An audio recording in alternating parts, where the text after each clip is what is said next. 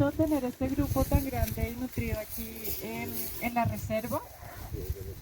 Y bueno, sé que tenemos como media horita para conversar, entonces hay muchos temas y muchas preguntas y como una historia muy larga de la reserva.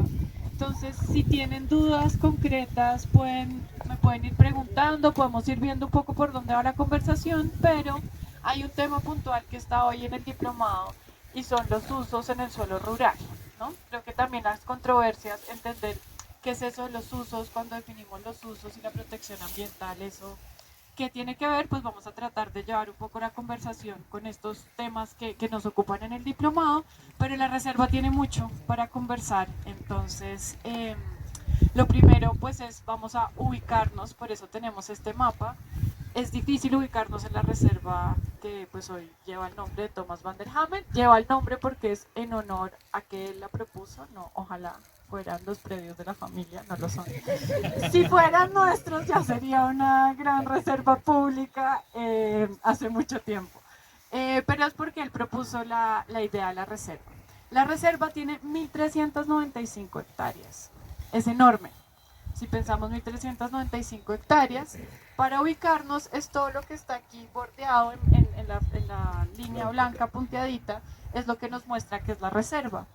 Tenemos en este costado los cerros orientales, que pues están en el borde oriental de la ciudad, y en este otro el río Bogotá. Y lo que busca la reserva, uno de sus principales objetivos, es conectar la vida, los cerros orientales, hasta el río Bogotá. ¿Para qué? ¿O por qué? ¿O por qué es importante pensar en esa conectividad? Bogotá se construyó entre los cerros y el río y se nos olvidó dejar espacio para los ecosistemas. Y fuimos construyendo la ciudad y fue creciendo y creciendo y nunca dejamos espacio para los ecosistemas.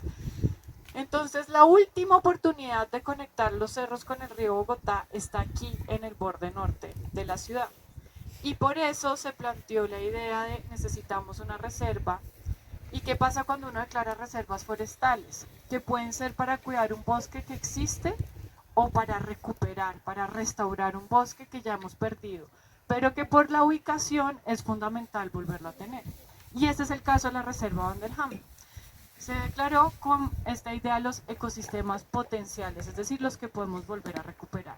Teniendo en cuenta que aquí están los cerros, que bajamos de los cerros orientales como la altura de la 222 y está el humedal Guaymaral y el humedal Torca, que en realidad era uno solo. Si ustedes ven la imagen, la línea que le pasa por la mitad al humedal es la autopista norte. La autopista norte se construyó por encima del humedal, lo fragmentó y entonces se volvieron dos humedales, que conocemos hoy como Torca en el lado oriental y el humedal Guaymaral en el lado occidental.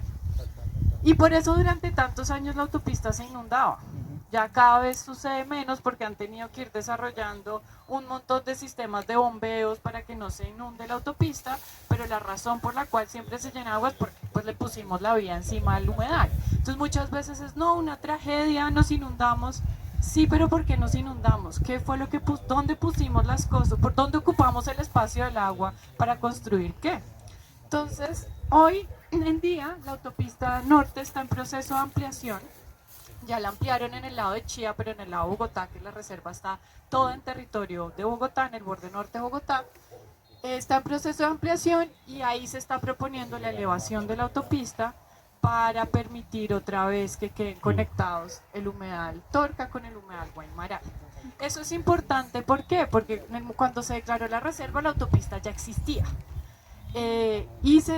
Además la autopista se construyó en una época donde no pensábamos que la protección ambiental era importante. Al contrario, los humedales se veían como un obstáculo para el desarrollo de la ciudad. Esos pantanos que huelen feo, que no sirven. Hoy tenemos otra comprensión y otra relación con estos ecosistemas. Entonces las decisiones que tomamos hoy, es decir, ampliar la autopista, significa tomar decisiones diferentes y empezar a adecuar la infraestructura a esas decisiones. Ya más adelante les voy a contar la controversia en la que estamos ahorita, que es la avenida Boyacá, que es la propuesta de la prolongación, es decir, una vía nueva. Ya después entramos a mirar eso. Pero después de que entra aquí la reserva a conectar los cerros con este pedazo, ¿Por qué en este lugar de los cerros? ¿Por qué no en otro? Digamos que aquí todavía tampoco se había construido, que es lo que conocemos hoy como Lagos de Torca. Porque en esa zona de los cerros donde se conecta está el Boquerón de Torca, que hace esto, están las montañas así, es decir, se cruzan unas con otras y queda un hueco entre ambas montañas. Y eso hace que haya un flujo de nubes y haya una mayor pluviosidad. Es una de las zonas donde más llueve en todo Bogotá. Así lo han demostrado pues las estaciones meteorológicas que están en distintos puntos de la ciudad y nos muestran que ahí llueve especialmente mucho.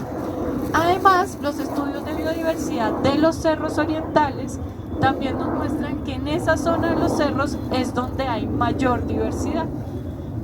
Probablemente tenga que ver con la dinámica hídrica, también puede tener que ver con que otras zonas de los cerros fueron, pues si miramos el centro, pues se utilizaba siempre toda la vegetación de los cerros para cocinar, entonces hay un cambio de vegetación muy grande, y en esta zona más al norte de la ciudad están muy bien conservados y tienen una gran diversidad. Y cuando estamos hablando de pensar en una reserva que vamos a restaurar, los puntos de biodiversidad mayor son fundamentales, porque vamos a tener que sembrar nosotros, pero las aves, el viento, los murciélagos, digamos, toda la fauna ayuda a hacer el resto del trabajo de la restauración. Si nosotros dejáramos totalmente quieto este territorio y dejáramos que se empezara a recuperar, podría volver el bosque y podría volver los ecosistemas que estaban, pero en una escala de tiempo muy larga. Y hay muchas presiones de la ciudad, por eso debemos ayudar a esos procesos de restauración. Luego que baja de esta zona, no baja derecho aquí al río. ¿Por qué? Porque hay otros ecosistemas fundamentales. Cuando se dice conectar los cerros con el río, no es solamente que lleguen muy rápido, sino los ecosistemas que hay en medio. Los ecosistemas que hay en medio es en los cerros tenemos bosque alto andino y bosque andino, pues como de zona montañosa. Luego tenemos humedales. Aquí donde estamos y los famosos potreros, pues las zonas de pradera también son importantes. No todo tenía completamente vegetación de bosque, sino también había zonas de pradera, y esas zonas de pradera son muy importantes para algunas especies también. Entonces, solo sentarnos acá creo que nos hace sentirnos en un lugar tranquilo, y hace nada estábamos en el trancón de la vía Subacota y por donde llegaron ustedes, y pues hay una importancia muy como fundamental de los potreros, que en realidad las zonas de pradera nos deben llevar a recuperar los pastos nativos. También tenemos pastos nativos, no todo era quicuyo, que es el pasto que vemos principalmente en toda la sabana, y es que permite la permeabilidad de los suelos y permite que muchas especies también vivan ahí. Entonces, por supuesto, podríamos aumentar aún más el valor ecológico cuando empezamos a hacer la restauración, pero por sí mismo ya hay un valor muy importante en estos suelos. Y en la zona de los cerros es una zona de recarga de acuíferos muy importante, es decir, los cerros absorben el agua, ya empiezan las conexiones, que la conexión hídrica que permite la reserva es superficial, que es el agua que va por la tierra, un poco si abrimos un hueco de 2-3 metros, quienes ya hayan participado aquí en jornadas de siembra en época de lluvia ven que los huecos se llenan muy rápido de agua, porque todo este es un suelo que tiene muchísima agua. Y luego el agua subterránea, que ya estamos hablando de muchos metros de profundidad. Toda esa conectividad hídrica es muy importante. Y pues lo que busca la reserva es justamente ayudar a que ese ciclo pues se conecte en su integridad. Pero además que se conecte con la vegetación que está encima, que era lo que nos estaba explicando Camilo, cómo hacemos esa restauración, y que la fauna pueda pasar.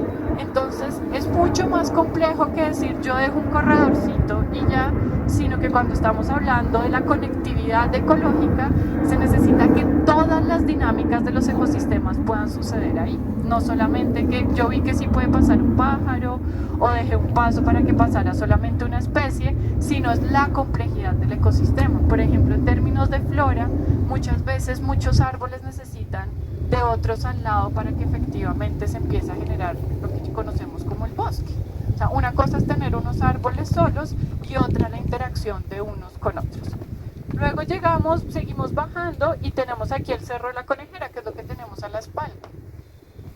El Cerro de la Conejera es muy especial, también hay muchos estudios de vegetación de estos cerros y tiene una gran diversidad en una altura muy pequeña. Lo que han encontrado es como lo que encontramos en cerros muy altos, lo vemos como compacto. Cuéntame.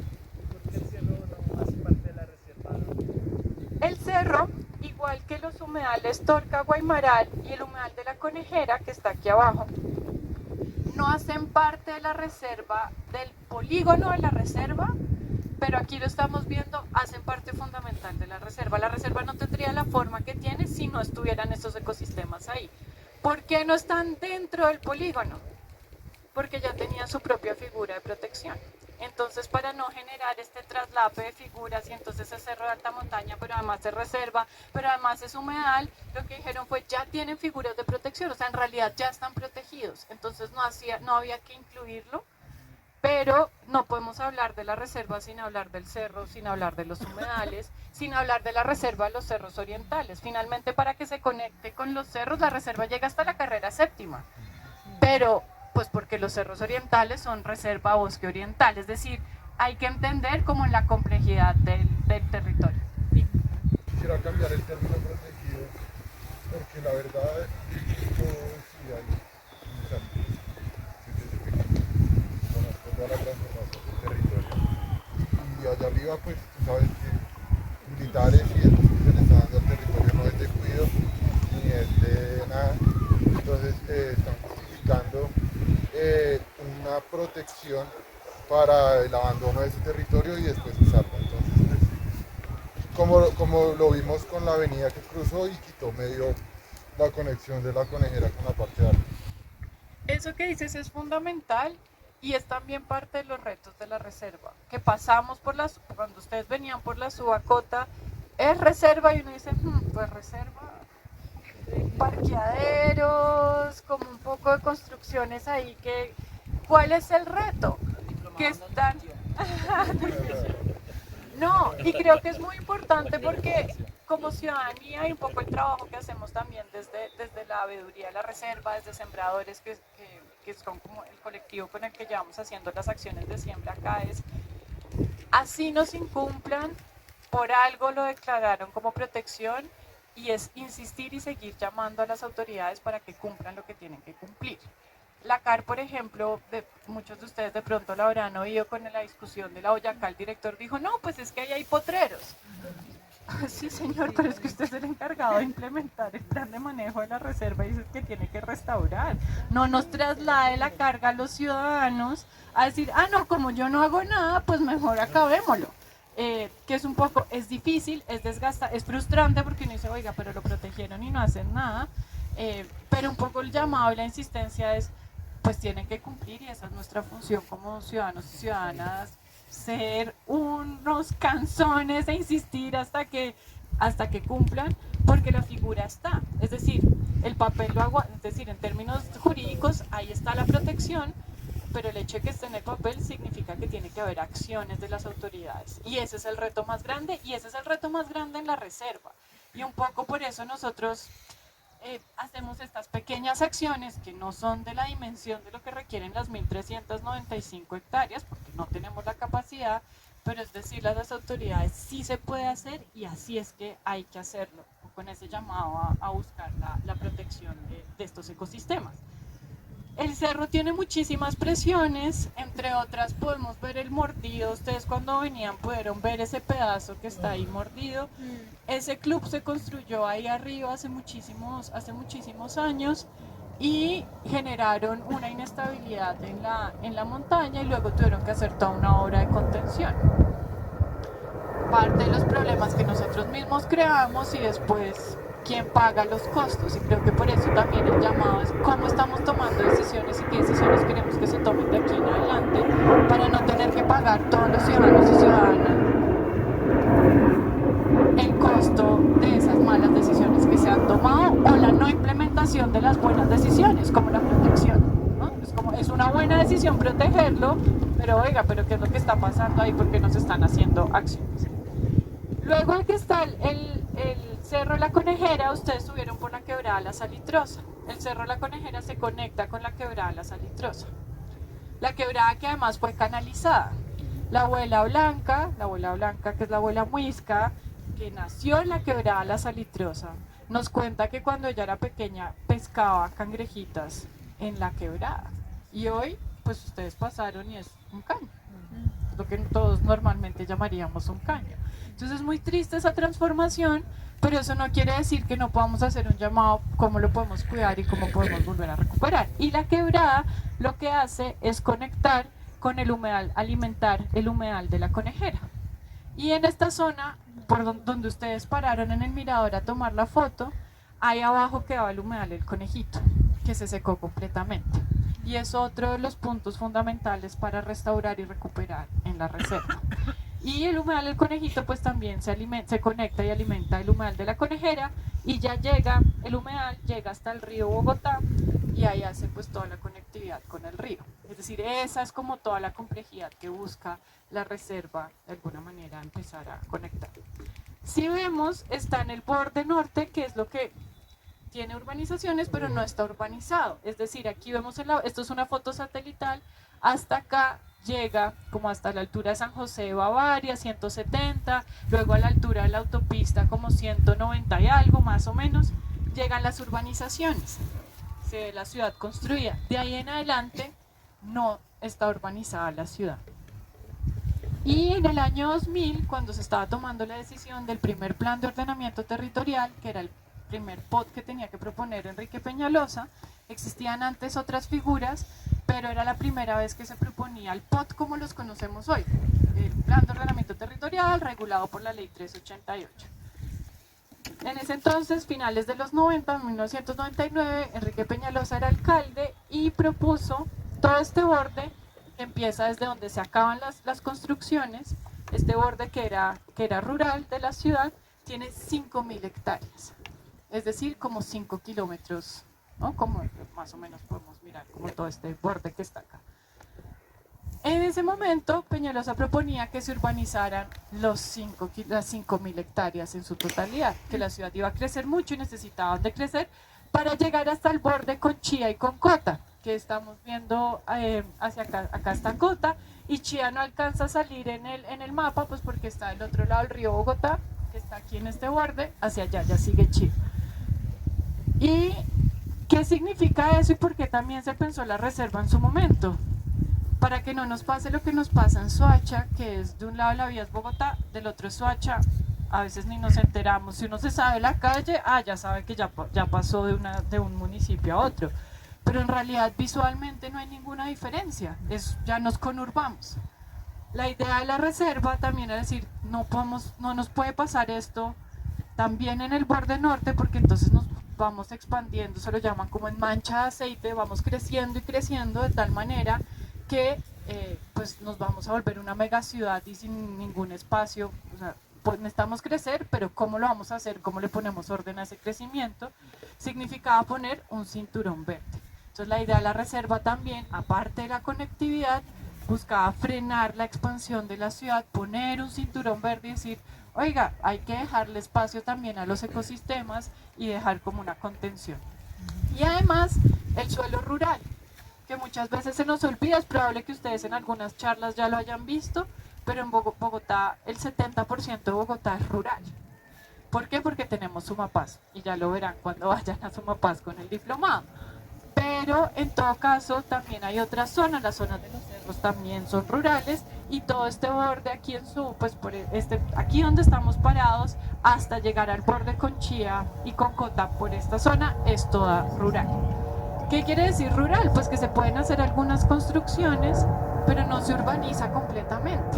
Y entonces, claro que la mayor protección son las reservas, pero el suelo rural también es muy importante para una ciudad y da una protección ambiental, porque lo que hacemos es no endurecer el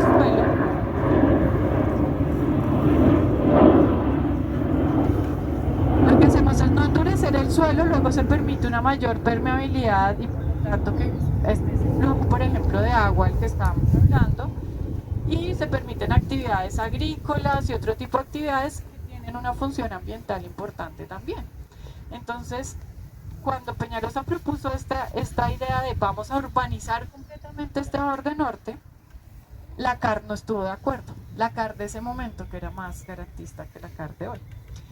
Y entonces dijo, no estoy de acuerdo, y la CAR tiene que concertar el POT con el distrito, por ser también autoridad ambiental. Y entonces, como no lograron llegar a un acuerdo, el Ministerio de Ambiente tuvo que entrar a resolver esa diferencia. Y el Ministerio de Ambiente creó un panel de expertos que sesionó durante 6 meses, un panel interdisciplinario, diciendo esta decisión necesita expertos ambientales, pero necesita también urbanistas, arquitectos, expertos en vías, incluso en turismo, economistas. Había un abogado que fue el único que no estuvo de acuerdo con la declaratoria de la reserva, pero por todos los demás sí estuvieron de acuerdo en una visión de ciudad. Es decir, vamos, efectivamente la ciudad tiene que crecer. Pena de gremio. La ciudad tiene que crecer y entonces dejaron 2.000 hectáreas para que la ciudad creciera, que es lo que hoy conocemos como Lagos de Torca. Dijeron, la ciudad necesita proteger, necesita áreas de reserva, vamos a dejar 1.500 hectáreas para reserva, que son hoy las... Ya se está muy... No, un momento. 1.500 hectáreas, que son las 1.395 que tenemos hoy. Voy a seguir a Campera porque ya... y las restantes las vamos a dejar rurales. Y esa fue la decisión del Ministerio de Ambiente. Vinieron demandas, el enredo de siempre, hasta que no estuvieran resueltas las demandas, o sea, es decir, hasta que no estuviera en firme esa decisión, ninguna autoridad era capaz de tomar ninguna decisión. En la cartografía del POT durante muchos años salía en negro el borde norte de la ciudad, no se sabía, nadie tocaba, nadie sabía eso, qué norma tenía, qué podía pasar ahí o no. Hasta que en el 2005 hubo un fallo, fue en el año 2000, en el 2005 hubo un fallo del Consejo de Estado que le dio la razón al Ministerio y dijo, efectivamente aquí tenemos que hacer este área de reserva. Y la CAR ya había cambiado de administración, no quería declarar la reserva. Vinieron otras demandas, después toda una serie de estudios para poder demostrar que efectivamente era muy importante esta zona.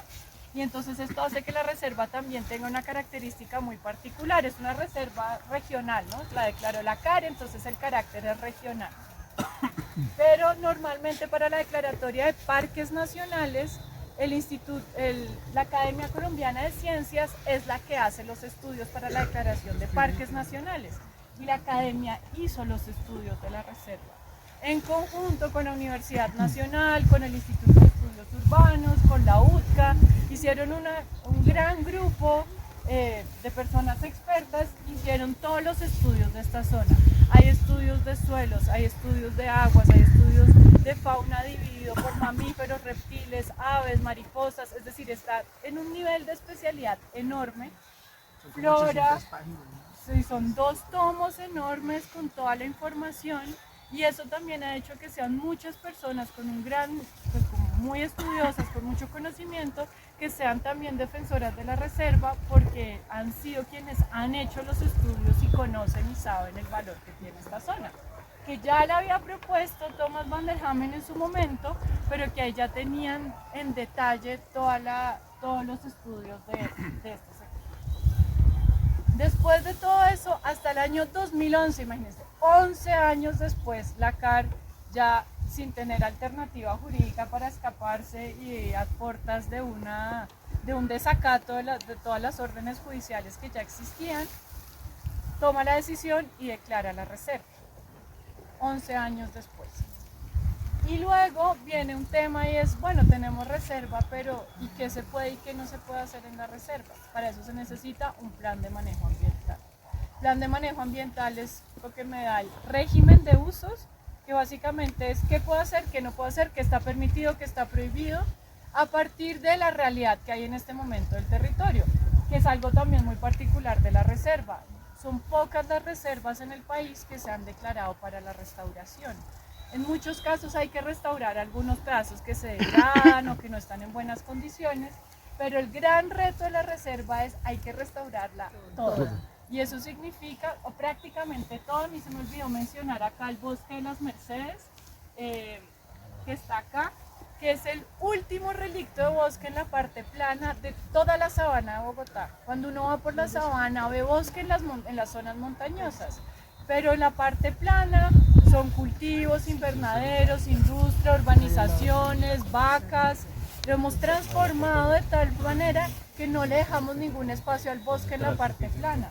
Acá en Los Mercedes está el último relicto, que en el momento la declaratoria del plan de manejo tenía 6 hectáreas, ya tiene 12 y ya el Jardín Botánico acabó de sembrar toda la conexión con este brazo del humedal La Conejera y ya son 27 hectáreas que están restauradas del bosque de Las Mercedes.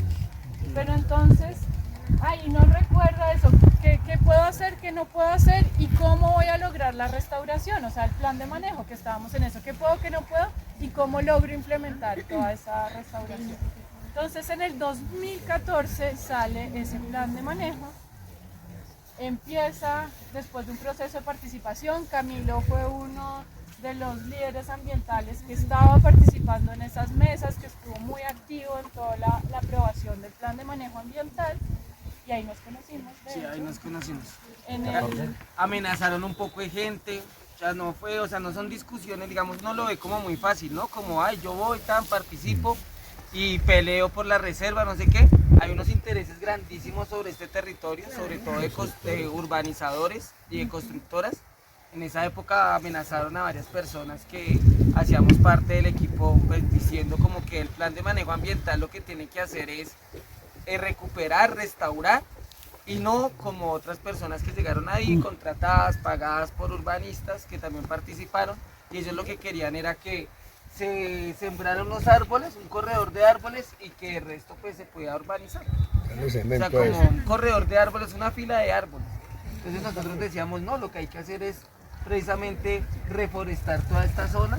Hicimos una propuesta de reforestación con también algunas zonas para la agricultura, porque es que esta, aparte, digamos que de los valores ambientales, es una de las zonas de los suelos más fértiles que hay en el país, tipo, según los geólogos, tipo 1 y tipo 2, pues 2 y 3, qué pena.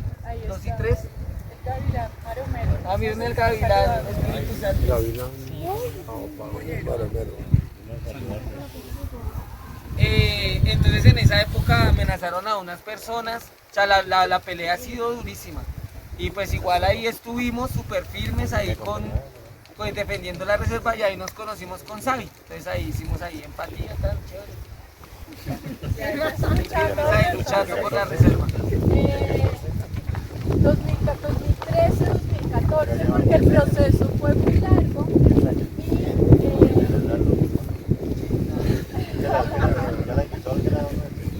Sí, ya va ahí.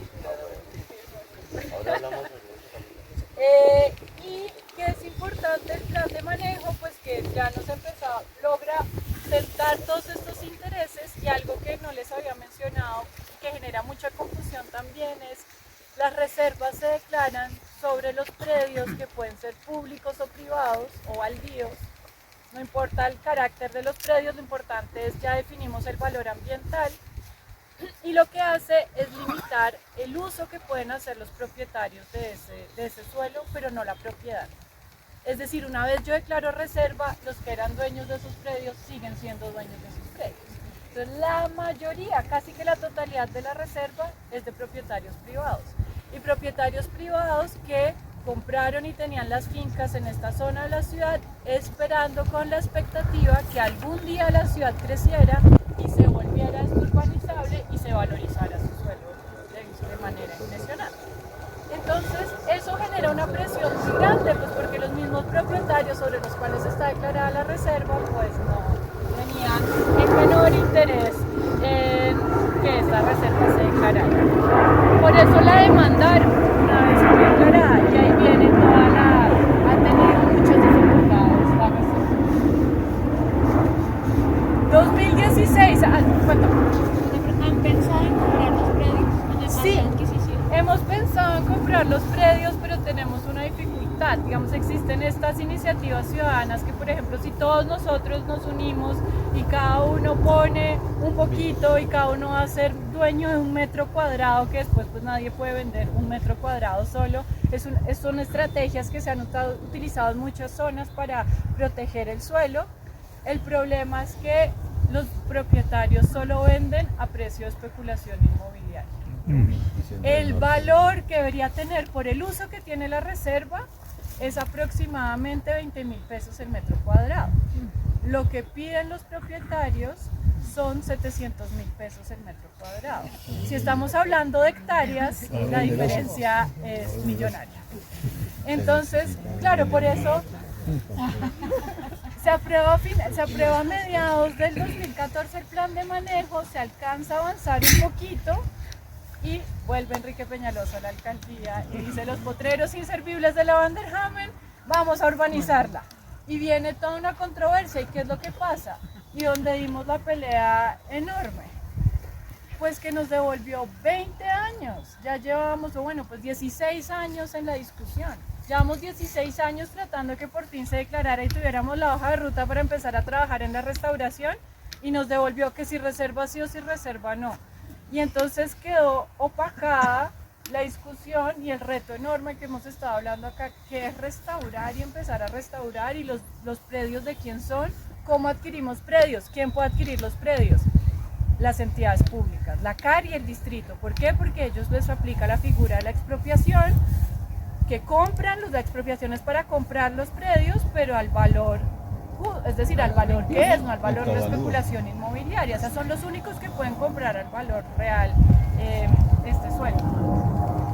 Ya estaban iniciados los procesos de compra, y Peñalosa llegó y sacó la plata de ahí, acabó los procesos de compra y se frenó completamente ese avance de la implementación del plan de manejo.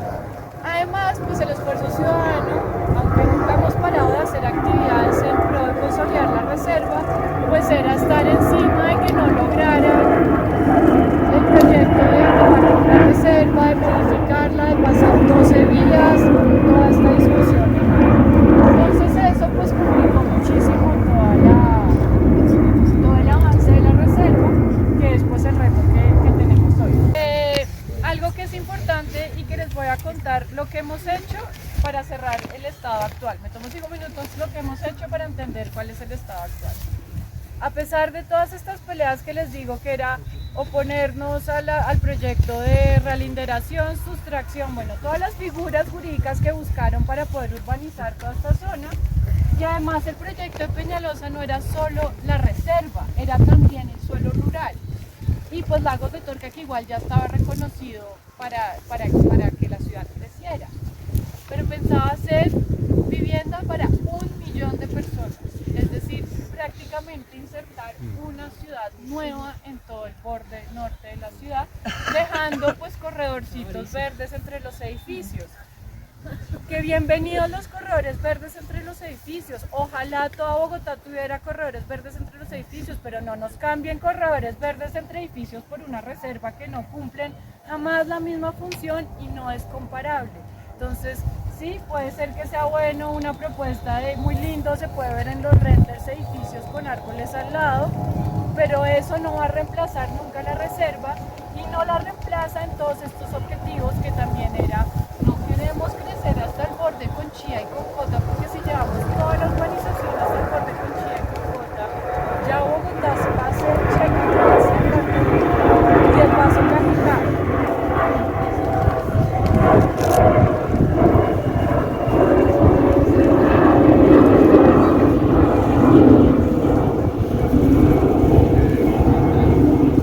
Aquí tenemos la pista de Guaymaral muy cerca, entonces también pasan muchos, hay avionetas y otros también de los aviones. Entonces, lo que nosotros hicimos fue todas estas acciones jurídicas y de incidencia y de seguimiento en términos ciudadanos, derechos de petición, pero también apropiación de la reserva, porque nosotros sí no olvidamos que había que empezar a implementar el plan de manejo ambiental.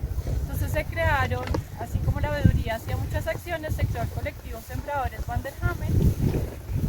Empezamos a sembrar en la quebrada La Salitrosa, por donde ustedes llegaron y que vieron que todo el borde tiene muchísimos árboles. Ese proceso lo empezó hace muchos años quienes defendieron el humedal La Conejera a finales de los 80, comienzos de los 90, empezaron a sembrar en la quebrada La Salitrosa, pero había varias partes que todavía les faltaba sembrar, y ahí empezamos nosotros a sembrar. ¿Por qué? Porque es suelo público y entonces era el lugar donde podíamos llegar, y ahí empezamos a hacer las jornadas de siembra. Y nos llamó mucho la atención que la ciudadanía, pues a veces había plantones u otro tipo de actividades, pero a todo el mundo le interesaba mucho hacer.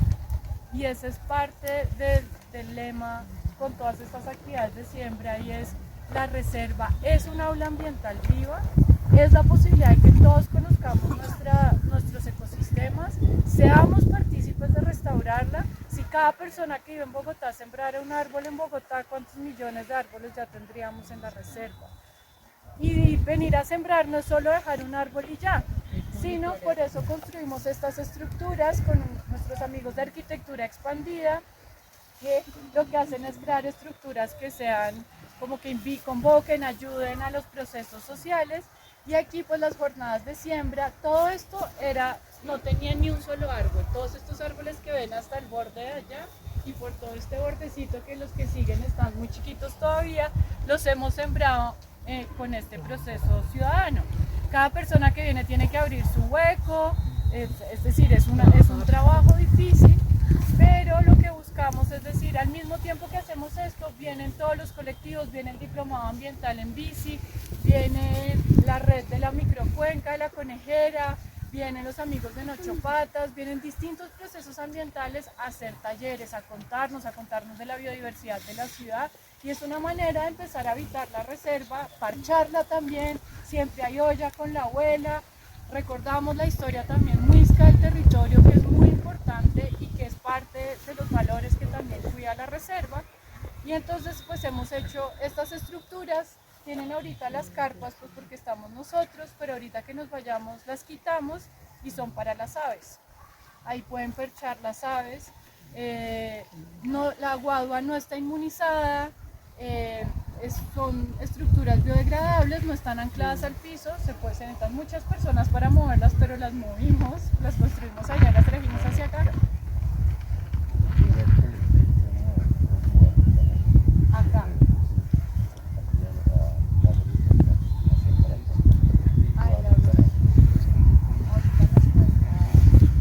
Y entonces estas estructuras es algo chiquito, pero lo que nos interesa mostrar es: hay maneras de empezar a consolidar el uso de la reserva y hay maneras de hacerlo entendiendo que es un espacio natural y que podemos apropiarnos y acercarnos de otra forma. Eso es lo que hemos estado como apostándole en términos de intervenciones de la ciudadanía.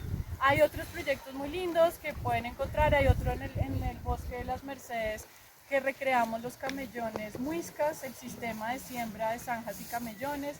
También es otra manera de entender este territorio, tiene una historia y tenemos otra manera de relacionarnos con el agua, que no es verla como una enemiga, sino entender que pues realmente podemos darle un lugar y tener también lugar nosotros. Y es como empezar a cambiar esa idea, y para eso sirve la reserva. Acá estamos en un predio privado, tenemos un convenio con los propietarios para poder estar acá.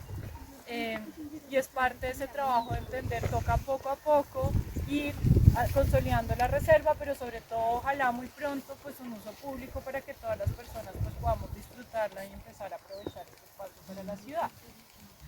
¿En qué está hoy y cuál es como la amenaza? Después de que sale Enrique Peñalosa, ya no está el proyecto de urbanizar todo este borde norte de la ciudad, pero Lagos de Torca quedó reglamentado por la administración Peñalosa, y lo reglamentó sin pensando de una vez en su proyecto de acabar con la reserva, que es un área ancha, y en realidad lo que hacía era dejar unos pequeños corredorcitos.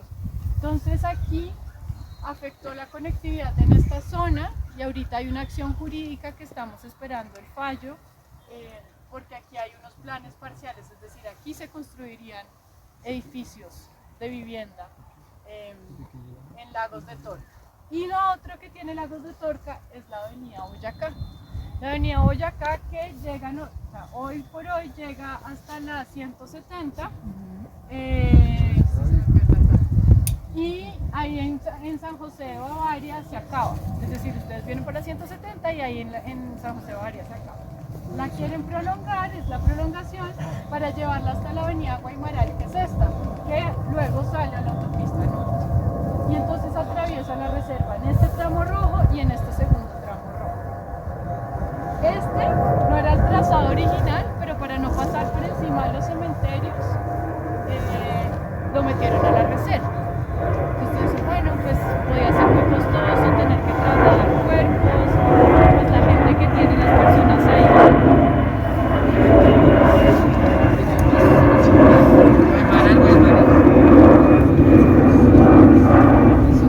Las personas que tienen ahí pues sus familiares enterrados, pues difícil, entonces, pero además es una curva que entra a la reserva, pues cuestionable, pero digamos no es tan grave. Pero esta, si ustedes ven, la atraviesa de extremo a extremo, la parte completamente, fragmenta en su totalidad, pues la conectividad de la que estábamos hablando. Entonces estamos en esa discusión, es una vía de 12 carriles, o está planteada para ser una vía de 12 carriles.